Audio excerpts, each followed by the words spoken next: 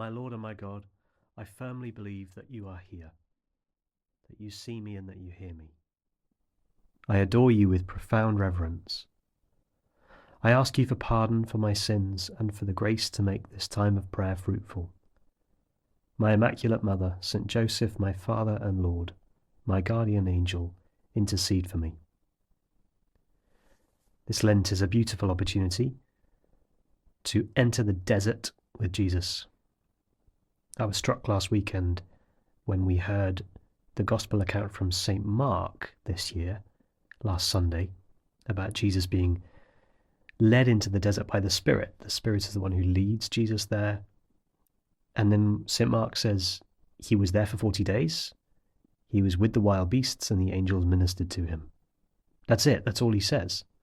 In St. Matthew's account, in St. Luke's account, we're used to hearing the particular description of the temptations Jesus went through, to turn a stone into bread, to jump off the parapet of the temple and be caught by angels, to win all these kingdoms of the world if he bows down before Satan.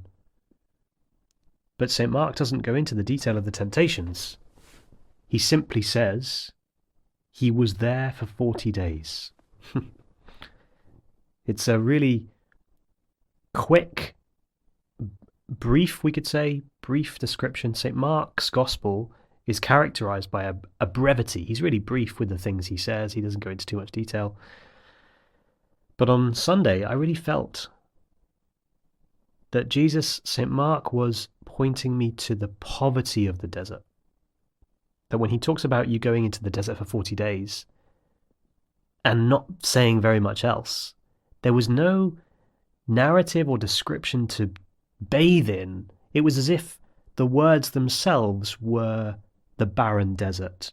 There was nothing in them. Very little description.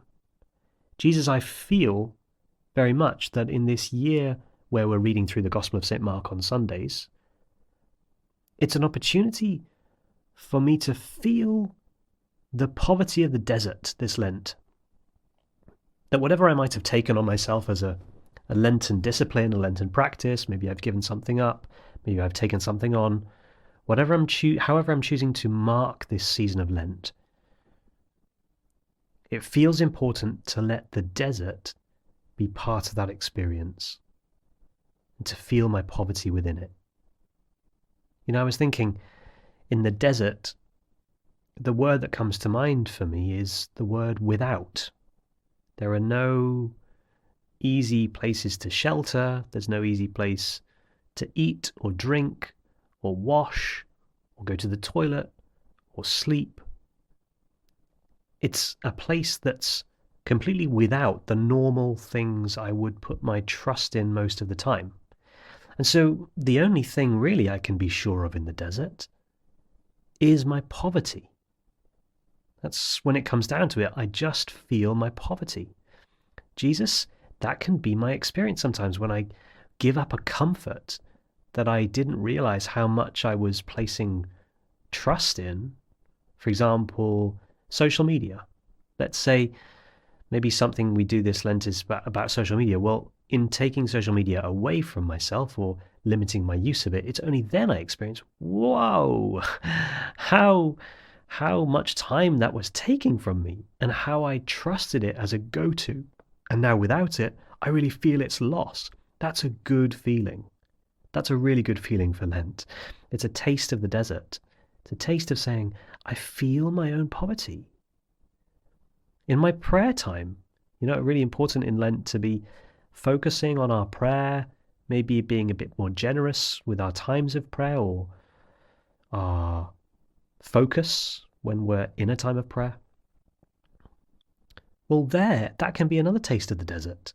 Very often we come away from our prayer feeling, not sure what I got done there, not sure how useful that felt, or not sure how effective that felt. That's good. It's good not to feel productive in our prayer. It's good not to rate our own prayer. We don't want to fall into that trap of rating it, of seeing, I'll only pray because I know, 2 + 2 = 4. Prayer gets me what I want. No, not at all. Jesus, we don't go to our prayer because it's a productive use of our time. We go because it's at the essence of who we are as people, the essence of who I am as a human person, created by my Father God, called into communion by my baptism, called to live here on earth, union with God, conversation with God, friendship with Him. I so need my prayer. But at the same time, it can feel so desert-like. I feel the desert. I feel my poverty. Maybe I'm sitting in a time of prayer, maybe right now, maybe during this little reflection. Maybe I just feel I don't know what to focus on. I don't know how to feel this more. Maybe that's how we say, I don't know how to feel when I'm praying. Maybe other people seem to get it, or everyone else seems to understand how prayer works. I don't know how it works, Lord. St. Josemaria Escriva spoke into this. He said, we go to our prayer sometimes, we say, Lord, I don't know how to pray. I just don't know what I'm doing here. And St. Josemaria says, as soon as you've said that, you've started to pray. Prayer is the dialogue of my heart where I actually am at, the dialogue of my heart with my God. Jesus with you, who we're talking to even now. These words that I'm adding to our reflection might be helpful, they might be unhelpful. The key in these moments is that my heart says to Jesus, I want my heart to be yours. And that might not feel really nice or really warming, or we might not come away with a big smile on our face or having felt like God has blessed us in some way. We might not feel any of those things. And so it's a time, prayer specifically is a time to trust that when I donate my time to God in prayer, when I'm generous with that, that itself is opening me up to God's blessing. This taste of the desert is essential. And one aspect of our poverty in our prayer, our desert prayer experience, is the emotions that come up while we're praying. In the gospel today, Jesus, you talk about anger that can harbor in our hearts. That word harbor, we talk about a harbor for boats when there's a wall or something to block them in so that they can rest in the harbor safely, so they're not in the middle of the ocean. So some inlet where it's been designed such that the boats can go. It can happen with our negative emotions. It can happen with anger. It can happen with lust. It can happen with pride. It can happen with envy and jealousy. These emotions that harbor on our heart. And Jesus, you reflect back to us in the gospel today what this can do. It can kill. That's the word you use.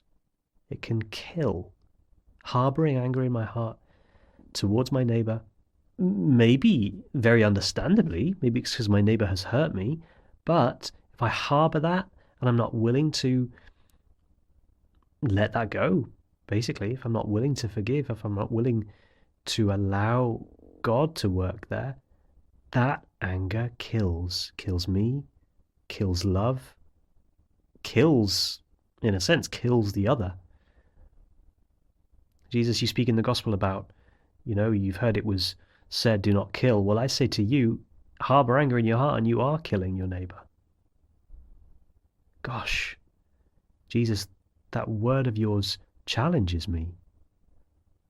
How often I can hold on to something that's been said, maybe when someone looked at me strangely, maybe when someone was off with me, or they didn't see my point and then my point became obvious to everyone, or however it originates, the anger can be deadly. And you tell me today, Jesus, to let that go. Our prayer is such an important place to let those emotions rise to the surface, to notice what's going on in my heart. If I never stop to ask that question, I never know where my heart is dying and is killing. Those places of anger, envy, pride, where I just have me at the center of my universe. of lust, to objectify others.